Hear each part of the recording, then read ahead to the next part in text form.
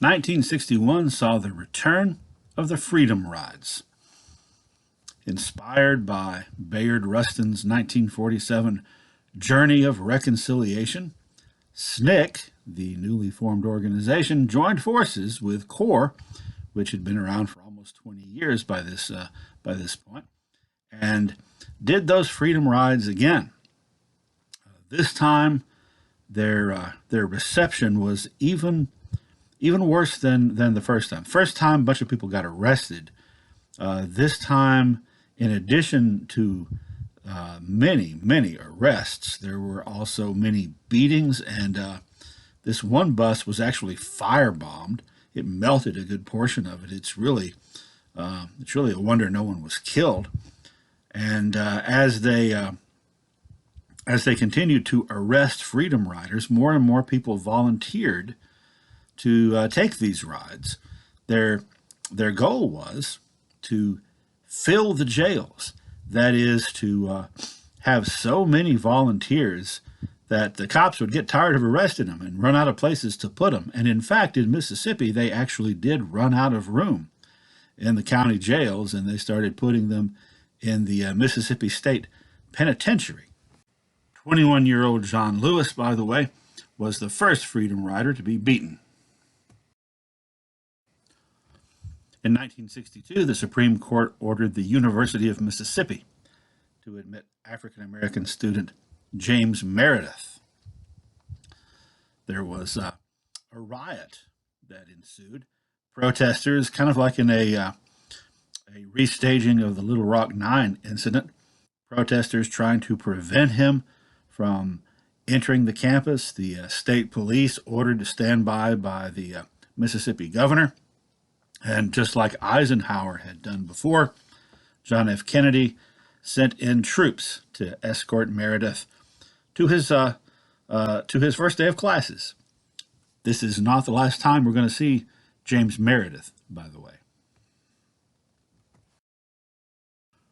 In 1963, Dr. King and the SCLC came to Birmingham, Alabama, to march and to inspire boycotts in a protest of local businesses that were refusing to hire African American workers or to have an integrated workplace. It was during this time that Dr. King was arrested and wrote his famous letter from a Birmingham jail. The public safety commissioner of the city, and he had been for over 20 years, was a guy named Bull Connor. So basically, he coordinated the police and the fire department and everything. And his tactics were brutal. There had been a lot of police brutality under Bull Connor, and this continued and even ratcheted up once the SCLC got there. Then a phase of the operation of the SCLC called the Children's Crusade began, in which they had children march, thinking that children wouldn't be treated brutally by the police. Well, guess what? Under Bull Connor, they were. He authorized high-pressure water hoses to be turned on them, and dogs, police dogs, to be sicked on them. And more than 1,000 kids between the ages of 6 and 18 were arrested. And this was all done right in front of the news cameras. So all around the country, people sat down to have their dinner and watch the world news, and were treated to the sight of Birmingham, Alabama police beating children and having dogs bite them. This did not go over well in the rest of the country. Like every American president before him in the 20th century, John F. Kennedy was not really comfortable talking about race or addressing racial issues because they could be very divisive. Coming down on one side or the other could cost you a lot of votes. And so far, he had tried to avoid doing that, much like FDR had in the 1930s and 40s. However, Bull Connor's police officers beating little children and having dogs bite them on the evening news, hard for anyone to ignore, and therefore hard for President Kennedy to ignore. And he made a televised speech afterward, about a 13-minute speech in which he called for equal treatment of black citizens, in which he called for full civil rights for African Americans. And it was really the first time that a president had used the medium of television, or any other medium really, in the 20th century, first time in almost a full century since Abraham Lincoln, that a president had so firmly come out, firmly and decisively on the side of civil rights publicly.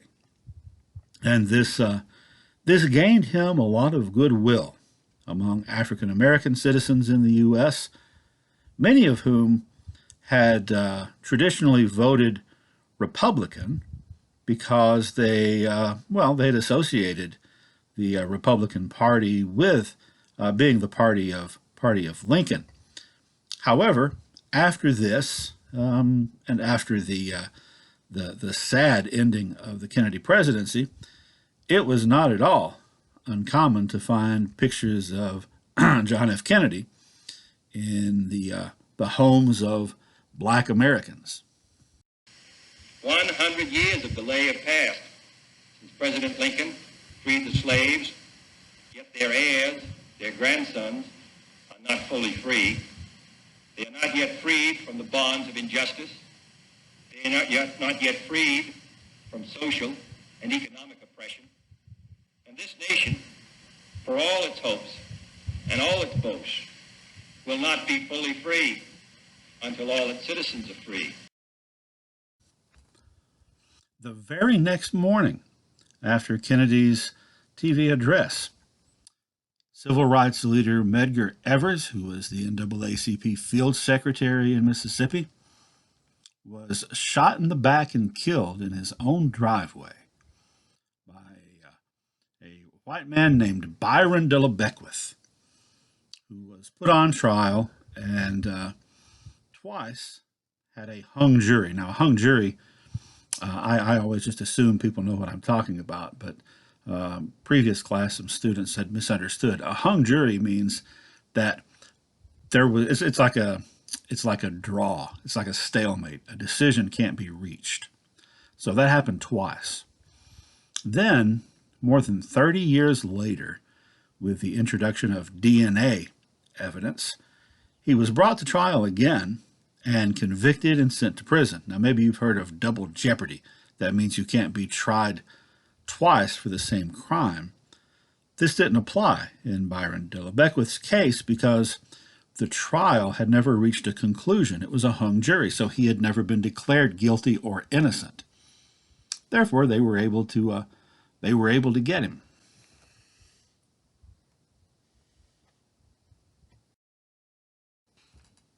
A couple of months later, on August the 28th, 1963, there was finally a large march on Washington for civil rights. Now, remember, that idea had first been floated back in 1941 by A. Philip Randolph. And now it's finally happening, and A. Philip Randolph and Bayard Rustin helped to organize it. And A. Philip Randolph, in fact, led the march. He was out in front. This march was calling for federal civil rights laws. It was called the March on Washington for Jobs and Freedom. So calling for federal civil rights laws, also calling for relief for unemployment. There were, a huge number of people you can see there in the photograph, including many white allies. They weren't all African American. Now, there were some drawbacks to this, some negatives to this day and this event. The primary one being that no women were on the program. No women were on the stage speaking, which which is sad because there were several very dynamic women who were at the forefront in the civil rights movement, any one of which could have given a very stirring speech. John Lewis was asked to speak. He was, in fact, the youngest speaker that day. But when they looked over his speech before he gave it, the organizers felt like he was being a little too confrontational, a little too militant. Turns out he was really ticked off. So he was ordered to tone his speech down, and he did, but he was still kind of mad, you could tell. To this day, as of this day, rather, in the year 2020, John Lewis is the only person still alive who spoke that day. And here's another shot of the huge crowds. Down here at the bottom, you see some of the people that were there. The very prominent actor Sidney Poitier and the actor and singer Harry Belafonte. And speaking of white allies, there's Charlton Heston with them. I think Marlon Brando was there that day as well. So this was the day that Dr. King gave his most famous speech, the one that we're all familiar with, the I Have a Dream speech. But 100 years later, the Negro still is not free. 100 years later, the life of the Negro is still sadly crippled by the manacles of segregation and the chains of discrimination. 100 years later, the Negro lives on a lonely island of poverty. I have a dream that one day this nation will rise up and live out the true meaning of its creed. We hold these truths to be self-evident, that all men are created equal.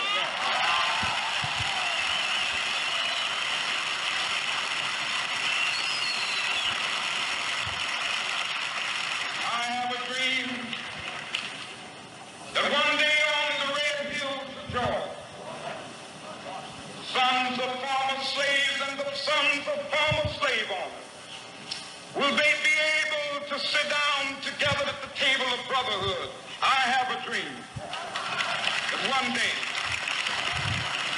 even the state of Mississippi, a state sweltering with the heat of injustice, sweltering with the heat of oppression, will be transformed into an oasis of freedom and justice. I have a dream. My poor little children will one day live in a nation where they will not be judged by the color of their skin, but by the content of their character. I have a dream.